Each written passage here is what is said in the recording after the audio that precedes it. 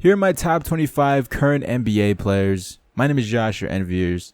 I've been doing this series for 3 years now. The support is always insane, so thank you for that. But let's break it down on how I ranked each player on this list. I show all the players' stat line in this video, but obviously stats aren't everything. Just because you score more points doesn't make you a better player. I look at the players' impact that they have on their team and their team success.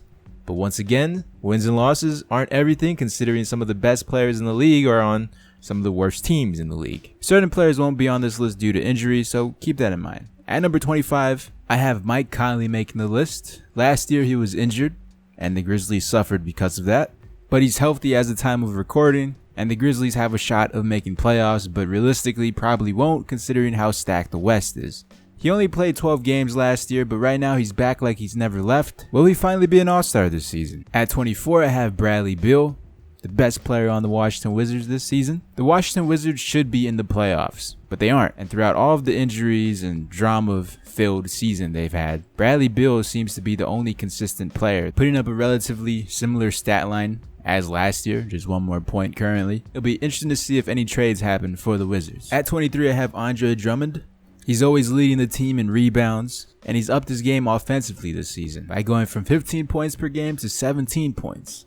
The only downside with Andre Drummond and the Pistons is they need a solid point guard. Until then, the Pistons are in a weird little bubble in the Eastern Conference, being a very good team and a very bad team at the same time. At 22, I have Klay Thompson. We won't truly know how good Klay Thompson is unless he decides to leave the Golden State Warriors and man his own team. He is a free agent this offseason, so it'll be interesting to see what he does. But until then, 22 is a decent spot for him.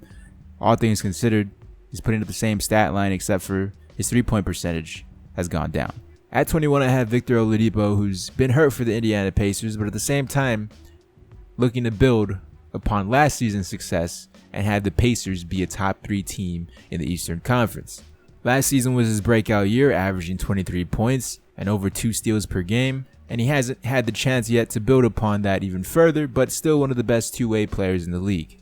At 20, I have Karl-Anthony Towns. He started off the season slow, obviously because of the whole Jimmy Butler situation, but he's been picking up his game recently, and after Tom Thibodeau being fired, it looks like the Minnesota Timberwolves are rejuvenated. Well, for 1 game at least. Let's see how long that'll be able to last and see if they can make the playoffs 2 years in a row. At number 19, I have Tobias Harris. When I originally planned this video idea, Tobias Harris and the Clippers were the first seed in the Western Conference. Obviously, that has changed.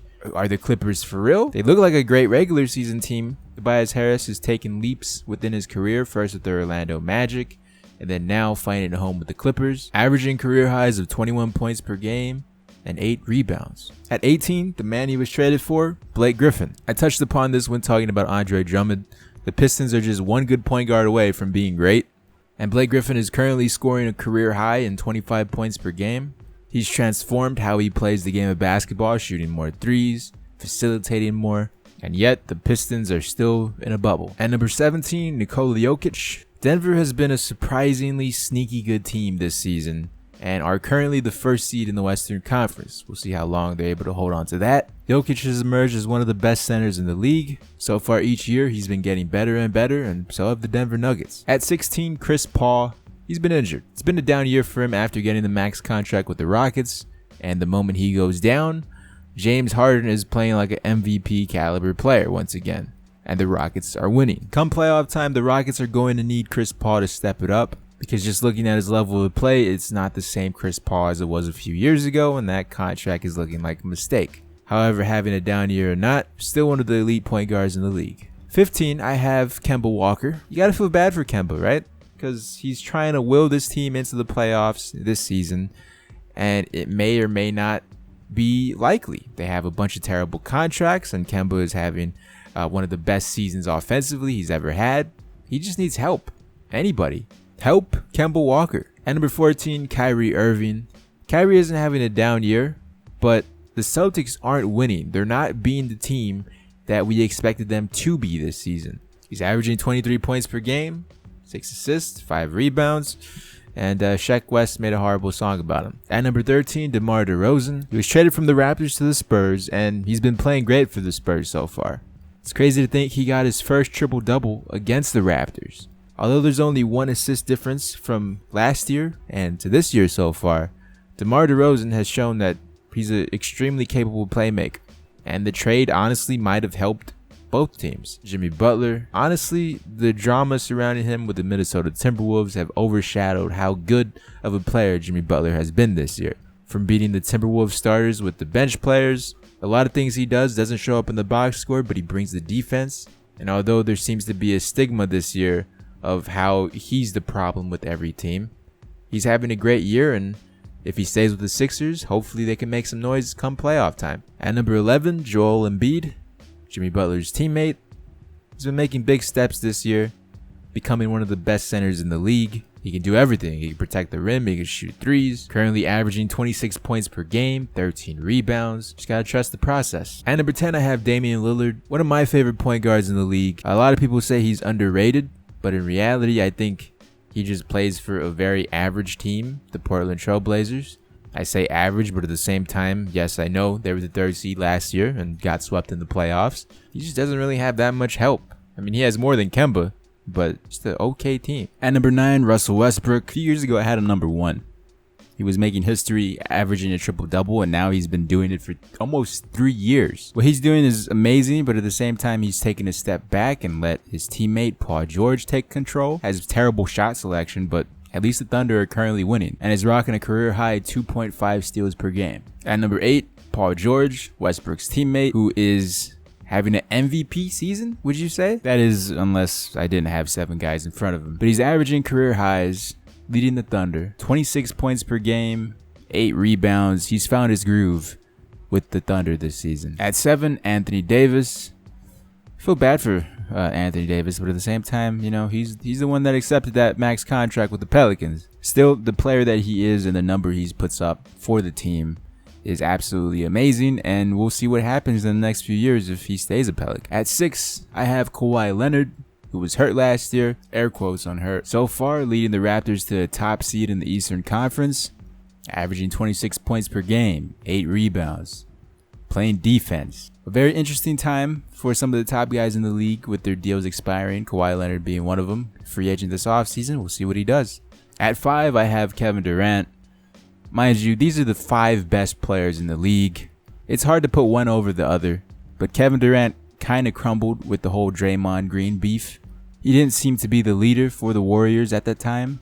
Still, not to downplay them, they're the best team in the league. Kevin Durant's one of the best players in the league, averaging 28 points per game. All of these guys are amazing. At number 4, I have Steph Curry, Kevin Durant's teammate. Like I said, with Kevin Durant, when the Draymond Green thing was happening, it showed how valuable Steph Curry was for the Golden State Warriors, because when they were falling apart, they said, yo, Curry, I know you're injured, but you got to come sit on the bench and calm things down. For the past 3 years that Kevin Durant has been a Warrior, this is still Steph Curry's team. At 3, I have Giannis Antetokounmpo, leading the Milwaukee Bucks, top 2 seed currently in the Eastern Conference, the cover boy of NBA 2K19. He continues to get better and better, and if not this season, in the next few seasons, a future MVP. At 2, I have James Harden, former MVP, last season's MVP, and possibly back-to-back MVP this year. With the Rockets getting off to a slow start this season, a lot of people were questioning, did they lose Trevor Ariza and Luc Richard and Bam Moute, and how are they going to make up for this? But since the Chris Paul injury, James Harden has been absolutely on fire, crossing every single person alive, guarding him over, dropping 30-plus points per game. He's showing why he was last year's MVP and possibly why he's this year's MVP as well. And at number 1, I have LeBron James. I know the first time I did this, like 3 years ago, I had LeBron at 4, simply for the fact that 3 other players are having individual better seasons than him. But he showed that every team he's on, he's really the heart of said team. He carries a team tremendously. Right now he's injured for the Lakers, and the Lakers aren't doing so hot. So that's my top 25 current NBA players lists. Let me know yours in the comment section below. Do you agree? Do you disagree? It's all opinion, you know. Your opinion isn't better than mine, and mine isn't better than yours. Leave a like if you enjoyed. Share the video around. It means everything to me, considering how long and tirelessly I worked on this video. Subscribe and check out some of these other videos on screen. Thank you for watching.